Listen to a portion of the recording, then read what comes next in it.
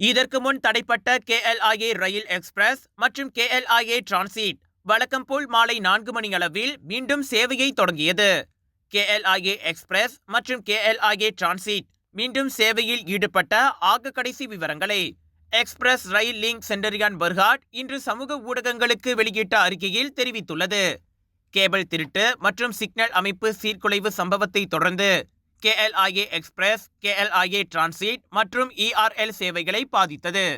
பாதிக்கப்பட்ட பகுதிகளில் எங்கள் பயனர்களுக்கு வசதி செய்யவும், பாதுகாப்பு நடவடிக்கைகளை தொடர்ந்து மேம்படுத்தவும் ERL உடனடி நடவடிக்கைகளை செயல்படுத்தி உள்ளது என்று அந்த அறிக்கையில் தெரிவிக்கப்பட்டுள்ளது.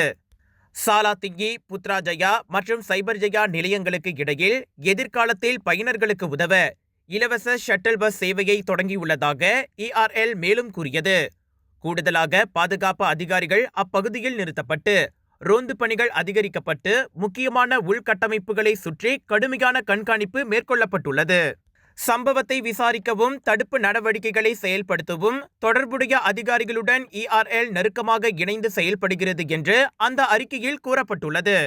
கெடா மக்களே, கலர்ஸ் ஆஃப் இந்தியாவின் பிரம்மாண்டத்தின் உச்சம் Kedah international Indian expo and viral food festival 9 to 13 April வரை வில்லேஜ் மால் சுங்கைப்பத்தானி கெடாவில் இதுவரை இல்லாத பிரம்மாண்ட ஷாப்பிங் திருவிழா மற்றும் 200க்கும் அதிகமான வெரைட்டிஸ் ஆஃப் ஃபுட், பானிபூரி, குனாஃபா, பஞ்சாபி ஸ்வீட்ஸ் என ரகமாய் உணவுகள், wedding collection, sari collection, kids wear, accessories என திரும்பிய பக்கமெல்லாம் 100க்கும் அதிகமான சேல்ஸ் பூத்துகள் 80% டிஸ்கவுண்ட்ஸோடு வில்லேஜ் மால் சுங்கைப்பத்தானி கெடாவில்